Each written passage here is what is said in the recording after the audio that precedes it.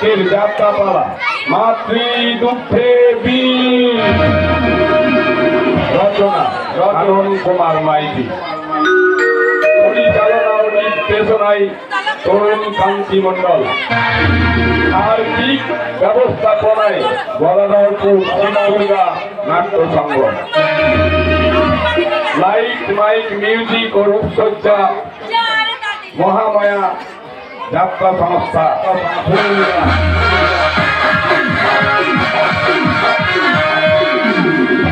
তবে এই যাত্রাপালা শুরু করার আগে আমরা প্রত্যেকেই 1 মিনিট নীরবতা পালন করব সেই সব পরলোকগত মহান মহিষী ব্যক্তিবর্গের উদ্দেশ্যে, যাদের ঐকান্তিক ভালোবাসা সহযোগিতা সহমর্মিতায় এতকাল সমৃদ্ধ ছিল এই গদাধরপুর গ্রামের দৈনন্দিন জীবনযাত্রা। তাদের আত্মা শান্তিময় হোক ঈশ্বরের কাছে এই আমাদের বিনম্র প্রার্থনা। 1 মিনিট নীরবতা পালন করুন তাদের জন্য। স্বর্গীয় ব্যক্তিবর্গের সুস্মৃতিকে সু আদর্শকে পাথেয় করে শুরু করছি আজকের যাত্রাপালা মাতৃ দুঃখে।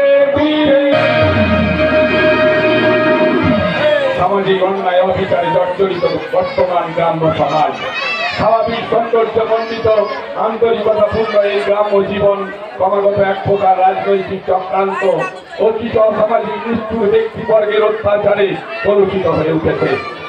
হারিয়ে যাচ্ছে সুইটিদের মতো ভালোবাসাপূর্ণ সরল প্রকৃতির মেয়েরা, হারিয়ে যাচ্ছে প্রেম প্রীতি মায়া মমতা স্নেহ ভালোবাসা। গ্রাম্য সমাজ ক্রমশ গ্রাস করে চলেছে ওদের ওই লেলিহান অগ্নি শিখায়। তথাপি এই সমাজ সত্যই হারিয়ে ফেলবে তার সনাতনী ঐতিহ্য। তা দেখতে দৃষ্টিতে উপলব্ধি করুন আজকের যাত্রাপালা। আর কি বলছেন সেই আদর্শবান ব্যক্তি, কন্যাদায়গ্রস্ত পিতা।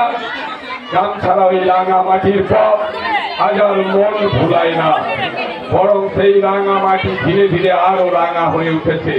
মাধবীদের মতো সরল নিষ্পাপ ছোট্ট ফোটা অসংখ্য ফুলেদের তাজা রক্তে অভিনয়িত করেছ এতদিন। এবার একটু পিছন ফিরে তাকাও, তারাও সেই কলসিং কঙ্কালের সামনে দেখতে তার প্রতিটা পা জোর ফিস ফিস করে ভিক্ষার দেয় তোমাকে। জীবনের রঙ্গমঞ্চে সার্থক অভিনয় দেখেছে মানুষ। এবার একটু পিছন ফিরে দেখো, আদিম মানবের থেকেও বর্বর অসভ্যের তুমি। তাই আজকের যাত্রা এই তোমাদের থেকে লজ্জায় মুখ ভাবছে। জীবনের রঙ্গমঞ্চে একবার নিজের মুখোমুখি দাঁড়াও, তারা এই মুখোমুখি মেকআপিং আপিং সামনে ভালো করে তাকিয়ে দেখুন, তার সেই পাতা হিংসায় পিছুতে হোক টল টল করছে জল। এবার সময় এসেছে একবার অভিনয় ছেড়ে সত্যিকারের মানুষ হয়ে ওঠো। থেকে সবার মুখে ফুটে উঠেছে হাসি, যে হাসি হবে তোমার জীবনের শ্রেষ্ঠ পুরস্কার। আর সেই পুরস্কারের ডালি সাজিয়ে শুরু হচ্ছে আজকের যাত্রাপালা মাতৃ দুঃখে।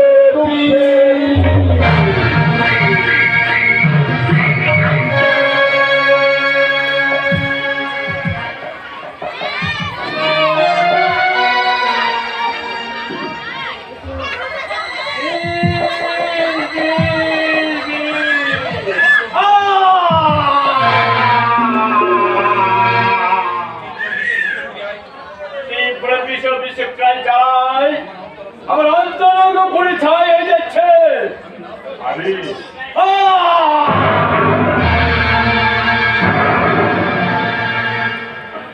আমি না পাচ্ছি কাউকে বলতে, আমাকে কাউকে বোঝাচ্ছি কিছু একজন কিছু বলতে হবে, নইলে আমার এই আত্মা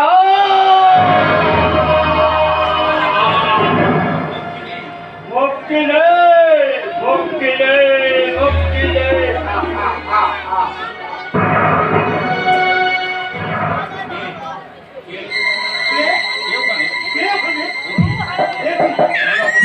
সাদা পোশাক পরে বাগানের মাঝে যেন দাঁড়িয়ে আছে, তবে কি কোনো চোদ্দ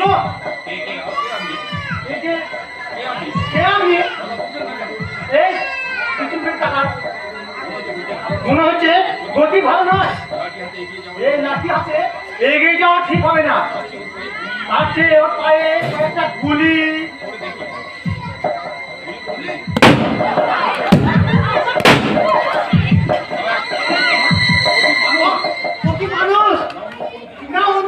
ও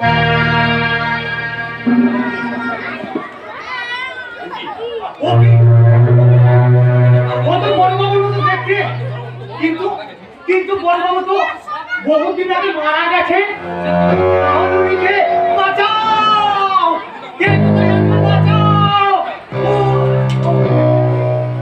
ও তো ভূত, ভূত!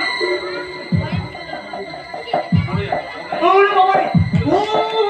নিশান্দা, নিশান্দা! কি ব্যাপার? নিশান্দা এভাবে চিৎকার করলো কেন? আমি কি করবি তোর? ওকে। ও নিশান্দা! তুমি আমার কোলে তুলো। কি হয়েছে তোমার? কে? কে? কে আপনি? আরে ভয় নেই, ভয় নেই, আমি গো আমি। কিন্তু কিন্তু কি হয়েছে তোমার? কেন তুমি এইভাবে পড়ে আছো? আমি কিছু জানি না বাবা, আমি কিছু জানি না। ওই দেখো। কে কি?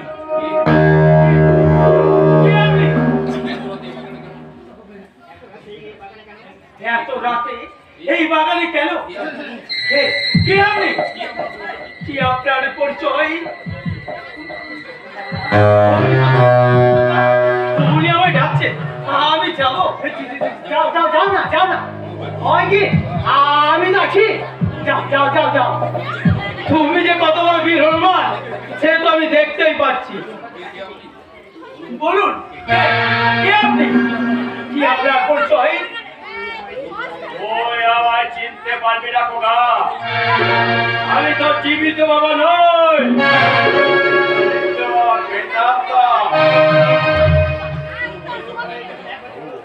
তোর বয়স যখন 1 বছর ছিল তখন আমাকে খুন করা হয়েছে। আমার বাবার নাম ওই পশুপতি বাগলাসি, আমার জেঠুর নাম ধনপতি বাগলাসি। আমার জন্মের আগে সে তো সর্বঘাতে মারা গেছে। আমি সর্বঘাতে মারা গিয়েছিলাম ঠিকই, কিন্তু যে দুটো বিষাক্ত ছাপে আমাকে ধ্বংস করেছিল তারা হলো তোর কাকা পশুপতি বাগলাসি।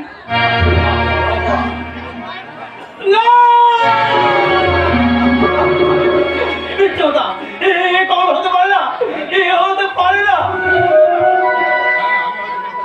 আমি হয়তো মিথ্যা কথা বলতে পারি, কিন্তু ঘটনার প্রত্যক্ষদর্শী নিশান্ত মিথ্যা কথা বলবে না।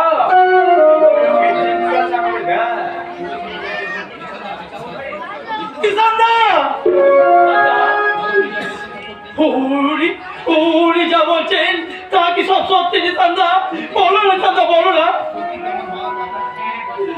হ্যাঁ বলবে আমার মা রে বাবা। হ্যাঁ বাবা, হ্যাঁ গিন্নি মা ছোট দাদা বাবু আমার চোখের সামনে নিশান্দা।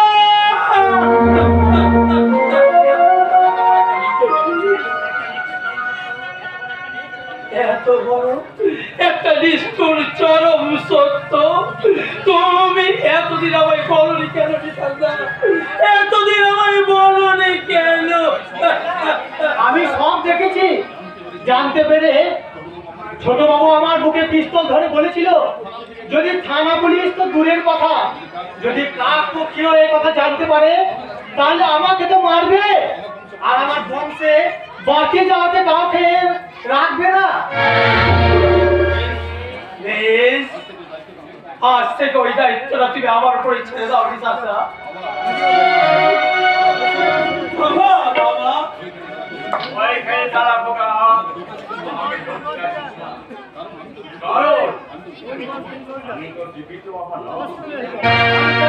বাবার বেদাত্তা হলেও না জেনে যে ভুল আমি করেছি তার জন্য তুমি আমায় ক্ষমা। বাবা এখানে নয়, যখন তুমি অন্যায় অত্যাচার অধম প্রতিকার করে ওই শয়তানদের অত্যাচার থেকে উপযুক্ত আপনার শান্তি পারি, তাই হবে বাবা, তাই হবে। তার আগে আমি জানতে চাই কষ্ট দিয়ে তোমাকে যে খুন করেছে ওই শয়তান আর শয়তানি তোমার কষ্টার্জিত সম্পদের উপর তারা কিভাবে রাজা রানী সেজে বসে আছে সে কথা জানার জন্য আমার এই অর্জিত আত্মা দীর্ঘ 24 বছর ধরে বাগানের ভিতরে বিচরণ করে চলছে। ও একদিন দুপুরে এই বাগানের সুশীতল জায়গায় সে ঘুমাচ্ছিলাম, হঠাৎ উঠে দেখলাম বাগানে এলো তোর বাবা তোর মা।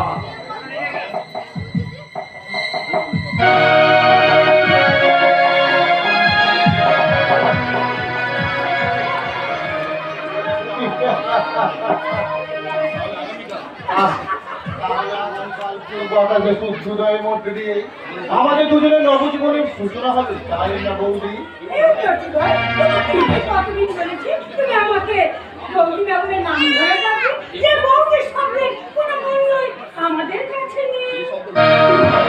সেই শব্দ মুছে নেই, আমি তোমার নাম ধরে ডাকবো পরমা। কিন্তু তার আগে তোমার ওই যে কোটি দেবতা আইনি আমার দ্বারা যে শেষ করে তোমার ওই স্মৃতি থেকে সিন্ধুটাকে মুছে ফেলবে।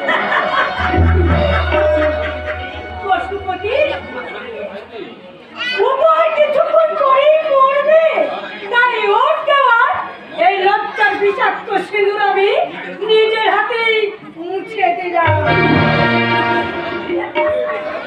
প্রেমো প্রেমো মাই ডার্লিং, সত্যি তুমি আসক্ত ভারতের শাসক্ত নারী। হয়তো তোমার টাকা বাগানে তাই আর কাল বিলম্ব না করে চলো চলো চলো চলো বাবা, আমি যে দাদার মুখে বিষটা যদি ঢেলে দিই তার ওই পুরো শরীরে ছড়িয়ে পড়বে, আর দাদা যদি চিৎকার করে তাহলে নখ মুখ চেপে ধরবো আর ওই ছাড়বো একদম শেষ হয়ে যাওয়ার পর। আর তুমি সেই সুযোগ গলার পাইবো সিরিং দিয়ে তুমি ছিদ্র করে দেবে, যাতে ওই গ্রামের মানুষ বুঝতে পারে যে তার সাপে কামড়ে মৃত্যু হয়েছে। ঠিক আছে এসো।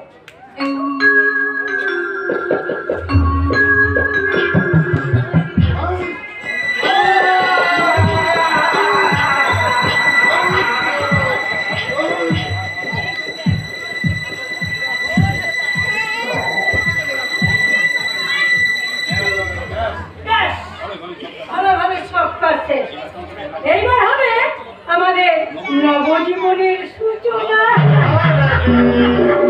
এখনো অনেক কাজ বাকি আছে। দূর থেকে তারা দারোয়ান নিঃসর্বদের সব দেখে ফেলেছে। যারা এখন গিয়ে করবো তার সাইজটা, তারপরে না করে কান্না কানতে কানতে করবো দাদার সব ক্ষতি। তারপর আমার নতুন সাজে সেজে তোমাকে বিয়ে করে আমি তার কোটি কোটি টাকা সিংহাসনে বসে আমি হব রাজা।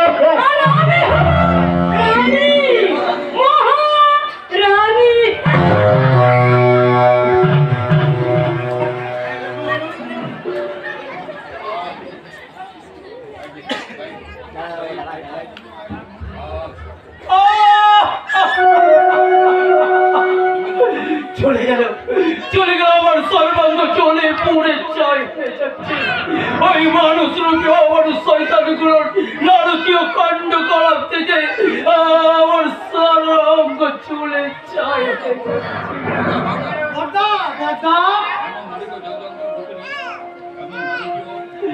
এমন নারকীয় চালা যন্ত্রণা বুকে নিয়ে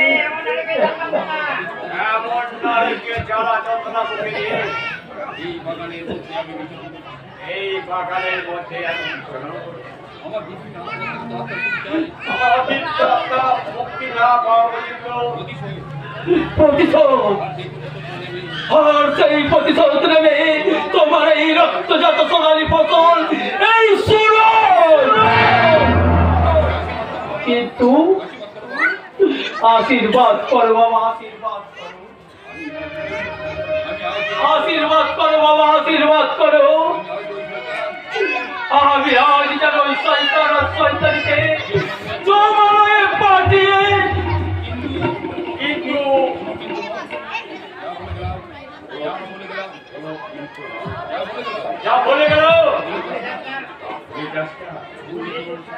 ভুললে তো সারা জীবনটা ব্যর্থ হয়ে যাবে।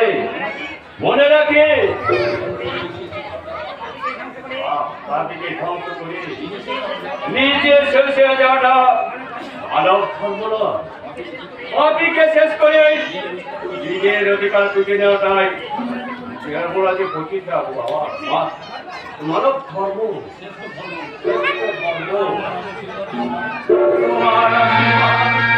চিরকার্য বাবা,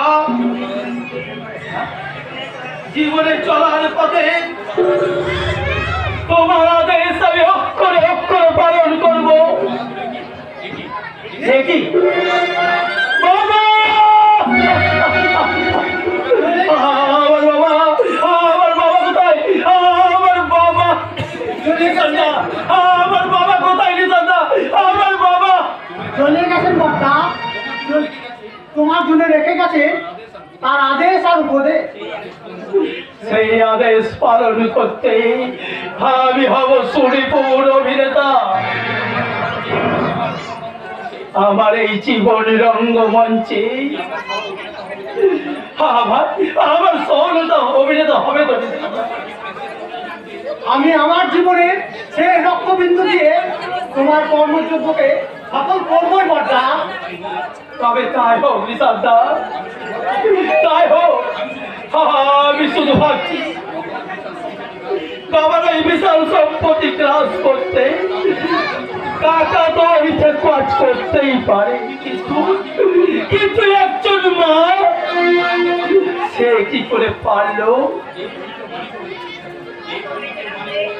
সে অবৃত্ত বাড়ি পড়ে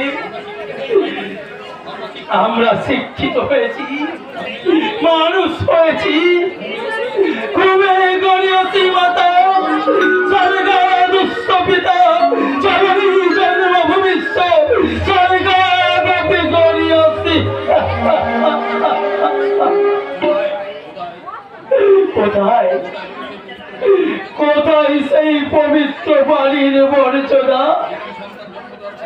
যেখানে সন্তান জন্ম দেওয়ার পরে মাথায় বড় পুরুষে আসক্ত হয়ে নিজের স্বামীকে খুন করে 1 বছরের শিশুকে ছুঁড়ে ফেলে দিয়ে আসে অনাথ আশ্রমে। সেখানে সন্তান মাতৃদুধের বদলে পাই ওই কেমিক্যাল মেশানো বিষাক্ত দুধ। আমি জানি নিশান্দা, আমি জানি আমার মায়ের মতো এই গ্লোবাল বাজারে রাখা মায়ের সংখ্যা এদেশে অনেক অনেক কম। আমি সেই সব মায়েদের প্রয়োজনে অনুরোধ করে বলছি, বলুন না বলুন আপনারাও কি চাই তোমাদের বক্ষ ডুবতে কি অমৃত নয় বেশে পরিপূর্ণ? তাই 10 মাস 10 দিন গর্ভ যন্ত্রণা সহ্য করেও সন্তানের জন্ম দিতেই ভয় পাও। তাদের মুখে একটু বিষ তুলে দিতেও তোমরা ভয় পাও না। মা গো, আমার মতোই হতভাগ্য হাজার হাজার সন্তানে পবনশীলতায় এই কথাই সন্ন্যাস করে লিখিত হবে, অমৃত নয় মাতৃদেবী। সনাতন ভারতে আধুনিক জননী রাশি অজন্ত শোভা বঞ্চিত সন্তান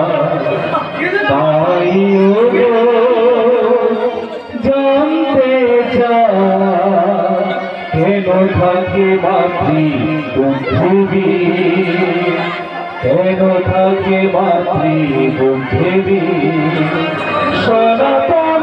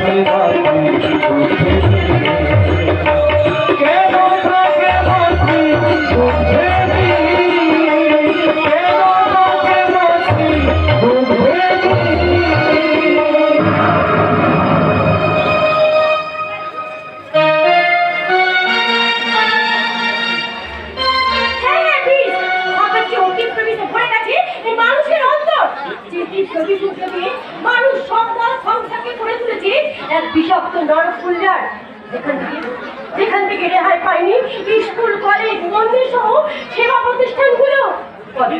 কবে বিষমুক্ত হবে এই মনুষ্য জগৎ? কবে শাশ্বত চির হবে সেই শাশ্বত চিরন্তর বাড়ি? বলো অমৃত পুত্র হোক।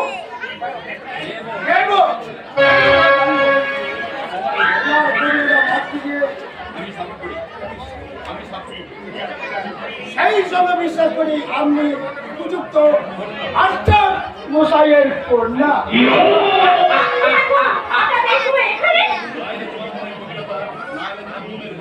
নাহলে তোমার এই ভাবতাম কি করে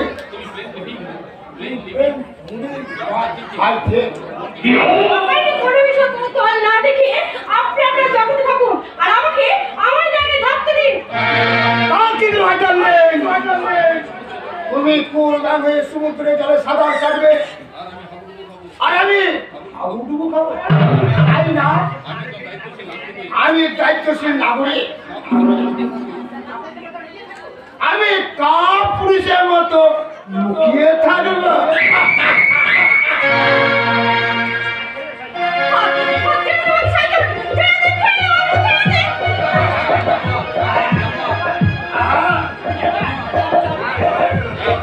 আমি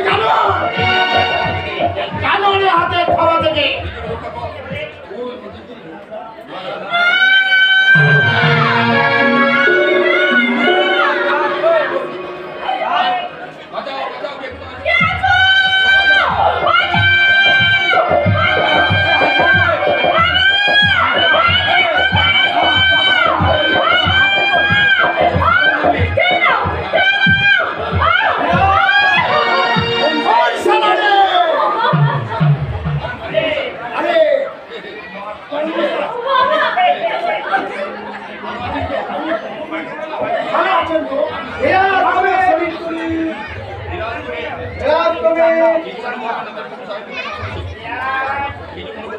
কিছু মনে করবেন না মাস্টার মশাই, মডার্ন সোসাইটিতে আর আপনি তো জানেন আমার একসঙ্গে পড়াশোনা করেছি। তাই তুমি কি বলো একটা গ্রুপে জানো আপনি যা তৈরি করেছেন আমি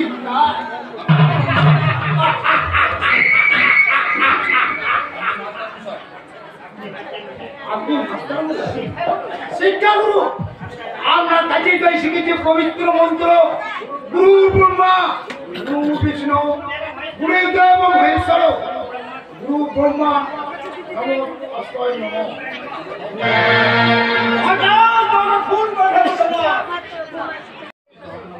এত উত্তেজিত হয়ে পড়বে না মাস্টার মশাই, এই ঠাকুর ইচ্ছে আপনার কোনো যদি অঘটন ঘটে যায় তখন আপনার ওই একমাত্র মেয়ের দায়িত্ব আমাকেই তো।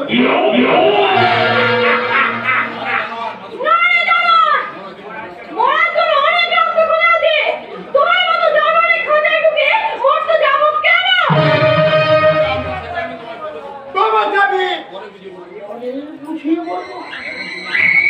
এত তুমি তোমার বাবার মতন উত্তীর্ণ হয়ে পড়ছো কেন?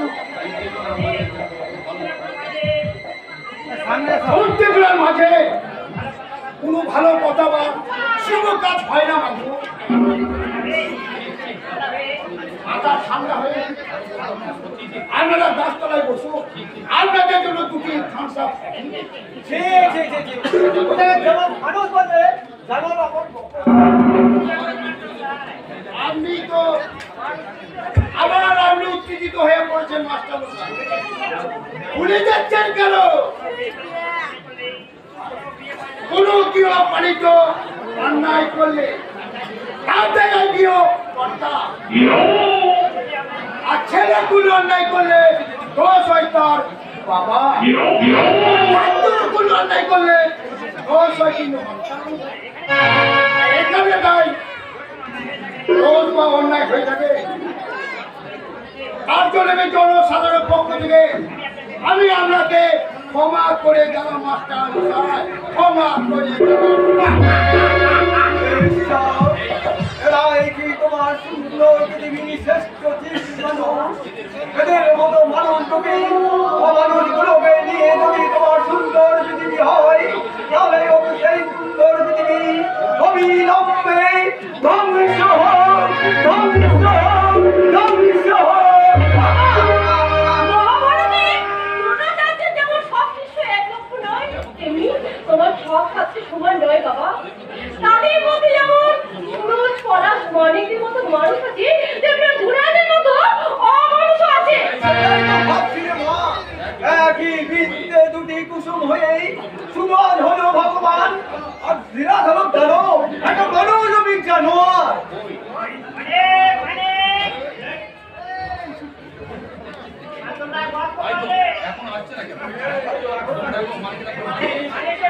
কোথায় সে জানোয়ার? আজ থেকে উচিত শিক্ষা। হ্যাঁ, উচিত শিক্ষা দিতে হবে না, তুই তো কাজে যা।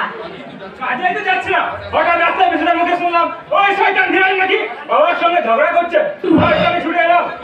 এরা বেশ পুলিশের মতো, তারা যেমন রামদার শেষে ঘটনা বাজে কথা বাদ দিয়ে কি হয়েছে বলবি তো? নতুন করে ঘুমন্ত পশুকে খুঁটিয়ে দিলে তার মানে ওই শয়তান সব কথা মাথা বেঁধে নেবে? আমি নেব না, আমি ওদের বুঝিয়ে দেবো। কি আর করবি? কি ক্ষমতা আছে আমাদের? থানা, পুলিশ, পার্টি নেতা, মন্ত্রী সব ওদের হাতের মুঠোয়। ওরা সারা দেশটায় ওদের অন্যায়, অবিচার, অত্যাচারকে সবাই মাথা নত করে মেনে নিতে বাধ্য হচ্ছে। কিন্তু আমি নেব না, আমি ওদের বুঝিয়ে দেবো। দিব্যকারী তুই পণ্ডিত, কিন্তু কাণ্ডকারী তুই একটা শিয়াল রাজা। মধু শোন বাবা, আগে জানতাম এই পৃথিবীতে যে এটা সেই ক্ষুদ্র, কিন্তু বর্তমান সমাজ সংসারে যার টাকা নেই সে গরিব, সে এটা সেই ক্ষুদ্র চিরকাল বর্তমান সকলে করে যাতা করে করে নিশিকতা হরকার ভবিতব্য ওদের বিরুদ্ধে গর্জে ওঠা মানে মৃত্যুকে আলিঙ্গন করা কিছু নয়। তাই যদি পারি ওই ওই জীবন্ত মরা মানুষগুলোকে যাদের উপর অত্যাচারে স্থির প্রমাণ তাদের সেই কবর রক্তাক্ত মানুষগুলোকে নেই সত্যি করে মরা মানুষের মরা মানুষের পিছে কিন্তু কারা?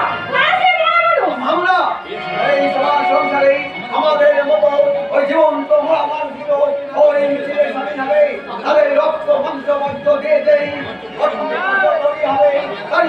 ধ্বংস হয়ে যাবে। এই অন্যায় অত্যাচার অধমের কথা অঠাই ধ্বংস করে পড়বে ওই মরা মানুষের বিজয় মিছিলের তবে যাই হোক বাবা, তোমার শিক্ষা আদর্শ সঙ্গে মস্তিষ্কে ধারণ করে আমি হব এই যুগের বিবেকানন্দ, যে শুধু ভারত নয় গোটা বিশ্বকে জয় করবে। উপবাস করছে। না নারী, তোকে উত্তর দিচ্ছি, কারণ জীবনে প্রথমবার ঘোড়াসবকে ঘোড়া তুলতে দেখলাম তো। হ্যাঁ দেখলি, সেই সঙ্গে মনে রাখে জলে আগুন লাগলে সে আগুন নেবার যেমন বড় কঠিন, আর ধোঁয়া সব যদি পোনা তুলে কাউকে সবল মারে। আর সেই সকলে ঘরে বলবে এই বিষয়ে কোনো সন্দেহ নেই, কিন্তু আমার প্রশ্ন, ওই ঘোড়া চারটি কে আর ছবল মারছি না কাকে? ওসব কথা বাদ দে বলো, এখন একটা কাজের কথা।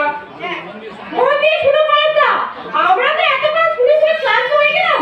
তুমি একটু ভালো করে শুনে দেখো, ভারত চন্দ্র জয় করেছে, আর তোমরা দুই বন্ধু মিলে সূর্য জয়টা করতে পারো কিনা?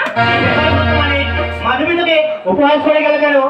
আর বলিস না, ওই শয়তান বিরাট পাচ্ছি ওকে আর বাবাকে অপমান করেছে। আর আমি ভবিষ্যৎ নেওয়ার কথা বলতে এই উপহাসের ফুল জুড়ে। তবে উপহাসটা কিন্তু অমূলক নয়, কারণ সারা এলাকা জুড়ে ওদের ভাগ ছেড়ে আর কুকর্ম ও তাদের যে রাষ্ট্রীয় যজ্ঞ আরম্ভ করেছে, তাদের তোর প্রতিবাদ করা ওদের যজ্ঞের সামান্য হিতাহতি মাত্র। তাই বুঝতে নীরব হয়ে আছে কেন? তুই আমি আমাদের মতো শত সাহসী যুবকের প্রতিবাদ আর প্রতিরোধের ধরে নিভিয়ে দেওয়ার চেষ্টা করছিলাম ওই না সূর্যের যজ্ঞের আগুন। এই চেষ্টা যে করিনি তা নয় ভাই, কিন্তু যাকে যুদ্ধের সাহায্য করে যুদ্ধ ঘোষণা করতে চেয়েছিলাম সেই সুরজ। কেন কি হয়েছে তার? সে তো অনেকদিন আগে স্ত্রী ফিরে এসেছে, তাহলে ওর মধ্যে একটা ছেলে হঠাৎ কেমন যেন বদলে গেল বুঝতে পারছি না। বিলেত থেকে লেখাপড়া থেকে তার কয়েকদিনের মধ্যে তার আচার ব্যবহার কথাবার্তা যেন পাগলের মতো। কিন্তু বলা এই কঠিন পরিস্থিতিতে ওই সুরজকে যদি সঙ্গে না পাওয়া যায়। পাওয়া যাবে না এই কথা ভাবছিস কেন? তার মধ্যে পাগলামি ভাব আছে বলে ওই মানে বিলেত থেকে লেখাপড়া শিখে কেউ মুখ হয়ে দেশে ফেরে না। হয়তো ওর পাগলামির মধ্যে আছে কোন এক সত্যের অনুসন্ধান, যা একদিন সৃষ্টি করবে এক নব চেতনা, এক নবযুগের সূচনা। আর আমরা হবো সেই অঙ্গে মন্দিরে দীক্ষিত নবীন সৈনিক।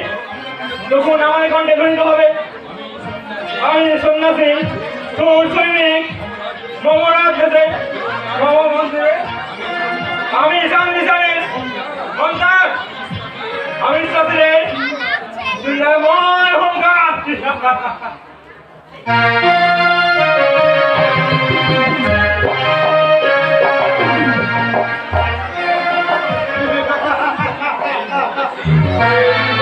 বিশ্বের কোনো মহাপ্লয় যেমন এই তুষার শৈলে হিমালয়কে টলাতে পারেনি, তেমনি কারো কোনো এই অহংকার এই লৌহ পশুপতি পাগলের কেস গুচ্ছলেও নাড়াতে পারবে না। পশুপতি হবে না পায়, সেদিন সব সকলের মাথায় পড়বে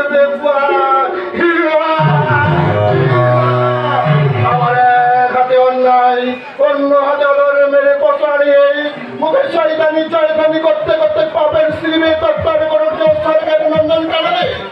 আর সেখানে গিয়ে প্রতিষ্ঠা করবো এক শয়তানের সাম্রাজ্যের সব নরবীরা।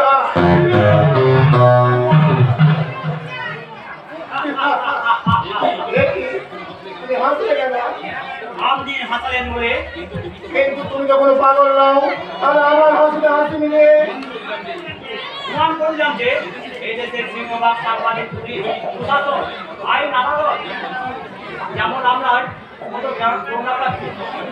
আমি তার ব্যতিক্রম নয়। তোমার ওই কণ্ঠেশ্বর মধুর চেয়েও মিষ্টি, আর ভাষাটা তো অতীব সুন্দর, আর বুদ্ধিতে তুমি একটা দুর্বল শিয়াল। আমি জানি মিস্টার চ্যাটার্জি, কিন্তু তোমার ওই হাজারো গুণাবলী এখানে কোনো কাজে আসবে না। ব্যবসায়িক পশুপতি পাগল আছে, রাজনৈতিক দলের নেতা নয়। না, নেতা নয়, তাদের পিতা আইনি জন্মদাতা। এই রাজ্যের বিশাল এলাকা জুড়ে সব নেতা মন্ত্রীদের জন্ম মৃত্যু কুণ্ডুর এলাকায় আমরা গরমে গোছাই। এ তো ভয়ানক মিথ্যে কথাই ভাই, এমন মহান কাজ আমার একার পক্ষে অসাধ্যকে সাধন করার নামই তো পশুপতি পাগলাচি। তাই আমরা কাগজ টাকা জুড়ে থানা পুলিশ আইন আদালত ওটার বসে। তাই আমরা বিশাল বাহিনী অবৈধ কার্যকলাপ সতর্কতায় মূল ধর্ষক রেখাও মানুষ চোখ বন্ধ করে থাকে। ভাবে চোখ মুখ কান বন্ধ করে রাখবে। আরো কিছুদিন বাঁচতে চাও, নইলে তুমি তো মরবে, আর তোমার বংশের বাড়তে যাবে, তারা কেউ বেঁচে থাকবে না, আর সেই সঙ্গে ধ্বংস হয়ে যাবে তোমার নিউজ পেপারের অফিসটা। এটা কাম দিয়ে তবে সহজ উপদেশ দিচ্ছি। আমি বলছিলাম ফুটপাতের ফেডাল রয়েছে, বিনা পয়সায় কাউকে উপদেশ দেবো। বলে গো এই পশুপতি ধরে নটায় তোমার সকলের মাথায় পড়বে ভাই, খবর দিয়ে বাঁচতে সাহায্য করো আপনাকে দিচ্ছি। চলো চলো। তা এই টাকার বিনিময়ে আমায় কি করতে হবে স্যার? কিছু না, তুই আমার নিকাশ করে তোমার তারা হয়ে থাকবে, আর তুমি তো নির্ধারিত রাখবে তোমার ওই 2 পয়সা চলবে না। না ধরো ধরো ধরো। এমন সুবর্ণ সুযোগ দুবার আসবে না। কথাই বলে হাতের লক্ষ্মী পায়ে ফেলতে নেই। সত্যি আমার উপদেশ আমি শুনলাম না বাবু, তবে এটাও বুঝলাম জনগণ কেন আমাদের মাঝে মাঝে মাটিতে ফেলে যায়। আমার প্যান্ট তাদের ধুলো রাখতে পারে, কিন্তু এই মা লক্ষ্মী স্বরূপ টাকা গুলোতে নয়। সত্যি আপনারা মহাপুরুষ, আপনার কথা শুনে তা মনে হচ্ছে। অনেক কিছু মনে হবে মিস্টার সাংবাদিক, কিন্তু বাস্তবটা বড় কঠিন, বড় নির্মম। তাই বুঝি শিক্ষা দীক্ষা ন্যায় নীতি বিসর্জন দিয়ে আপনার এই কথাগুলো পাসপোর্ট খাবারের মতো মুখর, কিন্তু কোনো কাজে লাগে না। যেমন ধরুন আমি দুষ্কৃতী রাতে মারা গেলাম, আমার ওই মুখ ধরে থাকা ডেড বডিটা ছবি তুলে আমি বড় বড় করে লিখে আপনার পেপারে টিআরপি বানাবেন। তারপর যখন পেটের দায়ে আমার ছেলে মেয়ে লোকের দোয়ার উপরে ভিক্ষে করবে, তখন তাদের আপনি একটা ছবিও তুলবেন না, আর আপনার পেপারে 2 লাইনও লিখবেন না। তখন থাকবে আপনার শিক্ষা দীক্ষা নীতি। তাই শিক্ষার আর ভিক্ষার মাঝ পথে দাঁড়িয়ে ভিক্ষাকে বেছে নিও না। ওই ঠাকুর রামচন্দ্রের অমর বাণী, টাকা মাটি মাটি টাকা, সবই আসা সবই ফাঁকা। সেই ফাঁকার ফাঁপড়ে না করে শরীরটাকে মাটি খেলে টাকাগুলো রাখুন। আমরা দুহাত তুলে আশীর্বাদ করবে। আমি ঠাকুর রামকৃষ্ণ দেখতেও দেখিনি, আপনাকেও চিনি না, আমি শুধু চিনি আমাকে। তাই বিশ্বাস রাখি আমার বিবেক মনুষ্যত্বের উপর। তাই আপনার উপদেশ মেনে টাকাগুলো আমি দিতে পারলাম না বলে দুঃখিত। চলি তাহলে জীবন ছেড়ে মৃত্যুকে বরণ করে নিও না। আমি পৈতৃক সম্পত্তি নয় স্যার, সব ঈশ্বরের দান। তাই তার দেওয়ার জীবন একদিন তার স্মৃতিতেই বিলীন হয়ে যাবে। তাই আপনার ওই পাপের টাকাগুলো নিয়ে ভোটটা আমি চাই না। চলি স্যার, যদি বেঁচে থাকি তো আমার দেখা হবে। নমস্কার। এই সমাজে এজেন্সি বলে লেখাপড়া জানা। আরে বাবা, পৃথিবীতে জন্মিস কদিনের জন্য, যে কোনো প্রকারে সুখে শান্তিতে থাক তা না, ঘুমোর রাজনীতিকে নিয়ে মৃত্যুকে আলিঙ্গন করছে। এই সালাদের সুখে থাকতে ভুলতে কি নয়? থাক, টাকাগুলো তাহলে পকেটেই থাক। সেটা কি ঠিক হবে স্যার? শুনেছি আমাদের টাকা নাকি গরুলিনের মতো, একবার টিপ থেকে বেরোলে আর ঢোকে না। তাই বলছিলাম টাকাটা আপনার পকেটে না রেখে। কেন আপনাকে কি এই তো কিন্তু এত টাকা হজম করতে পারবেন তো? হাসালেন স্যার, হাসালেন। এ দেশের বলে নদীর বালি, খনির কয়লা, খাদানের পাথর, এমনকি গোটা গৃহপালিত পশু হজম করতে পারে। আরে তো সামান্য কয়েকটি টাকা। তাহলে নিন, এগুলো রাখুন, দেখবেন বুনতে গিয়ে দিবেন জলটা না শুকিয়ে। হ্যাঁ স্যার, শুনবে না, কারণ এগুলো গুনবে আমার রক্ত চোষা বউ। অবাক হলেন স্যার? এই বর্তমান সমাজ সংসারে আমার মতো স্বামী রক্ত চোষা বউয়ের সংখ্যা কম নয়। তারা হাসতে হাসতে নিজের স্বামীর প্রাণ অন্য হাতে দিতে পারে। সেই শিক্ষা না রেখে আপনারা নিজের ডিউটি করুন। চুরি, ডাকাতি, খুন, ধর্ষণ। আরে সেই ধর্ষণ যদি টাকাটা নিলাম ম্যাডাম, এটা এত বড় কেস, এই টাকাটা করছি মাত্র। তবু আপনাদের অনুগত ওটা হিসেবে তার মানে আপনাদের তো জানা নেই, আপনাদের দক্ষিণ পাড়ার সুলেখা ভাবি নামে একটি মেয়েকে আপনাদের ছোট ছেলে ধর্ষণ করে ওই বিলের জলে ফেলে দিয়েছে। আমি লাশটাকে মর্গে পাঠিয়ে এইখানে এসেছি বিরাজকে অ্যারেস্ট করতে। কে আরে কি করে আর করি বলুন? কৃতজ্ঞতা বলতে একটা বস্তু আছে। আপনি এতগুলো টাকা দিলেন, আমার মুখটা বন্ধ করে দিয়েছেন। এখন দেখি এই টাকার কিছু অংশ দিয়ে বাকি অফিসারদের মুখে স্যালুটিন লাগাতে পারি কি না। এখন কি হবে? তাহলে কি আমাদের বিদায়? কোন ধর্ষণের চ্যাম্পিয়ন? ধর্ষণ নয়, তার আগের কেসগুলো যা হয়েছে এবারও সেটাই হবে। আর প্রয়োজনে আরো কয়েক লক্ষ টাকা। কিন্তু এইভাবে কাছাকাছি টাকা।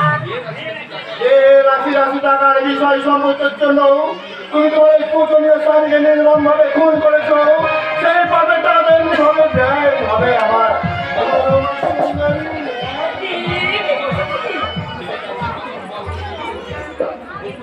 ছেলেকে আদর্শবান মহাপুরুষ তৈরি করে তাই না, কিন্তু তোমার মতোই ডাকিনীর করবে আর আমার মতোই পিতার শয়তানের অনুসরণের জন্য সে তো মহাপুরুষ তো হবে না, সে কাবুল হবে না সেটাই সন্দেহ। সে হবে আমার চেয়ে ভয় ভয় তানো। তোমাকে এমন ইমোশন দেখাচ্ছে কেন? তোমাকে দেখে আমার একটু ভয় করতে করতে। ভয় কিসে ম্যাম, ভয় কিসে? এই সুরজ থাকতে তোমার এত ভয় কি? ভয় করবে তো ওই অন্যায় অপরাধকারীরা। তাহলে কি তুমি কোনো অন্যায় কাজ বা পাপ কাজ করেছো ম্যাম?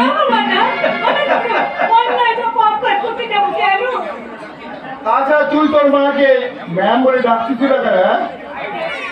হাই চ্যাট, আমি যতদূর জানি জন্মের পরেও আমি এক অনাথ আশ্রমে বড় হয়েছি। সেখান থেকে স্কুল, স্কুল থেকে কলেজ, কলেজ থেকে সোজা বিলেজ থেকে লেখাপড়া শিখে এই মাত্র কয়দিন হলো আমি গ্রামে ফিরেছি। বাংলা ভাষার প্রত্যেকটা কথার অর্থ আমি এখনো ভালো করে জানি না, তাই বাংলা ভাষা নিয়ে আমি রিসার্চ করছি। I mean, মা বাবা ভাই বোন এই শব্দগুলোর প্রকৃত অর্থ কি? মা কাকে বলে? কোন কোন গুণ থাকলে একজন নারীকে মা বলে ডাকা যায়? বাবা তো আর কাছে কাছে বলা চাই না। অনেক দুঃখ কষ্ট যন্ত্রণা সহ্য করে হাজারো কষ্টের বিনিময়ে একজন পুরুষ ওই বাবা ডাক শুনতে পায়, তাই যাকে তাকে বাবা মা বলে আমি আমার এই অভিধানকে মহতি শব্দগুলোকে অপমান করতে পারি না। দেখ এসব তুই কি বলছিস? এইসব কুসংস্কারের কথা তোর মাথায় ঢুকালো কে? এই সমাজ সংসার যে কথাগুলো তারা সহ্য করতে পারে না সেগুলোকে তারা কুসংস্কার বলে চালিয়ে দেয়। তাহলে তুমি বা তোমরা সবাইকে আমার কথাগুলো সহ্য হচ্ছে না, তাই এটাকে কুসংস্কার বলে চালাতে চাইছো। হবে তবে তুই বিলত থেকে ফিরে মহাকে ডাক্তার হয়েছে উল্টো পাল্টা কথাগুলো বলে চলেছিস। এই কথাগুলো তোমাকে অসহ্য করতে পারে বাবা, কিন্তু এই মদের কথা বলে তুমি মদকে অসম্মান করো না। কারণ এই মদ ব্যবসা করে আমাদের সরকার নিজে, আর মদ বিক্রির টাকায় আমাদের এই রাজ্যটা চলে। তাই মদকে অসম্মান করে এদেশের নেতা মন্ত্রী শিল্পপতিদের সবাইকে অপমান তুমি করতে পারো না বাবা। You understand, my dear dad? যারা বাজারে সকালে খাচ্ছে ভদ্রলোকের বাড়ি নাকি কোনো নোংরা অসভ্য ওই শরীরখানা? ওই একই প্রশ্ন যদি আমি তোকে করি, আমাকে যে পোশাক পরে তুই এসেছিস তাকে দেখো ভদ্রলোকের বাড়ি না নাচ মহলের আর এক রূপ বাইশিখানা?